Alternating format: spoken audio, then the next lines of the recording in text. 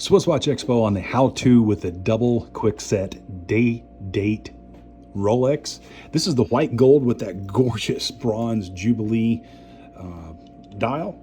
This is also called the anniversary dial. It's also got the diamond markers. It's an absolutely gorgeous piece, if you ask me. One of the things that I do want to point out, as I always do on these videos, check to see when you pick up your watch, if you need to reset the time and the date. If you pick it up and let's say that it says, you know, you've picked it up, it's stopped overnight or over the week or the month since you've worn it last, and you pick it up and let's say it's in the top, the hour hand is in the top half of the dial.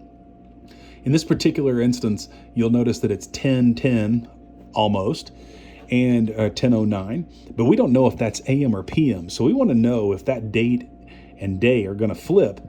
So what we're going to do is we're going to unscrew the crown. So unscrew the crown, this against the body. We're going to screw it away from the body.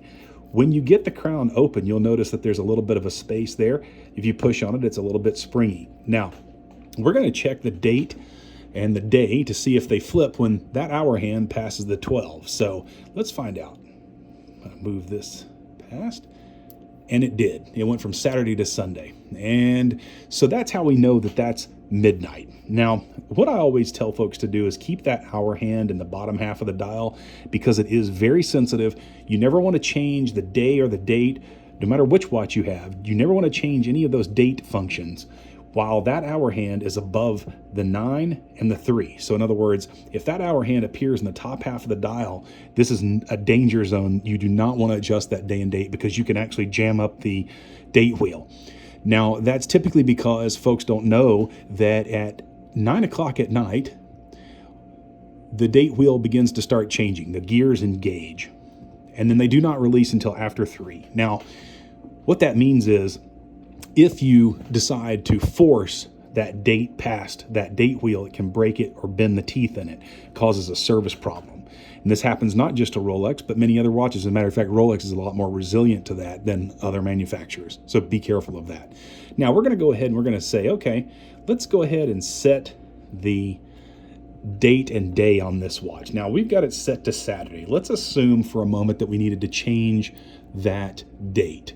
All right. So I pushed the crown back in because I have adjusted the hour and the minute hand. I pushed it back in. You can see where it's still springy. That's in the winding position. So if you haven't wound the watch, go ahead and wind it.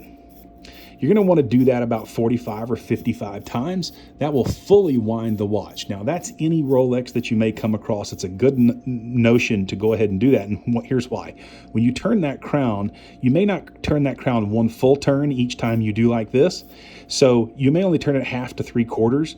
And so we want to make sure we turn it one full wind, and you will make sure that you do it the proper amount of times by going ahead and giving it 45 to 55 times, because that'll ensure that you've turned that crown at least 25 to 30, which is the maximum you would ever need to be able to wind that watch fully. Now, moving on to the second portion, we're going to pull this crown out one click. You can feel it when you do that.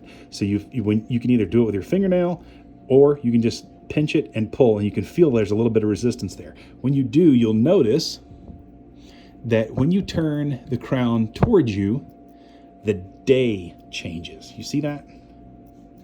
Now you're going to notice that this window kind of flickers a little bit, but that's okay. That's normal operation, okay? So that gives you positive proof that the date has completely flipped, okay? Now we're going to turn it towards the 12, so this way, and you'll start noticing that the date changes. So you can set your date at whatever date you choose, okay? So towards the 12, this way, that way. To change the date, towards you or towards the 6, if you want to change the day. And that's how you set the Double Quickset day and date. And again, it's just a simple operation. You go back, once you've done that, go and set your time, and you're good to go for the rest of the day. Hopefully that'll help you out and distinguish between the single quickset date and the double quickset date. This is double quickset because you can quickly set the date and the day independently of each other. Other versions of this watch, you can only quickly set the date, and then there's a different process to set the day, and we have a video for that as well. It's called the single quickset operation.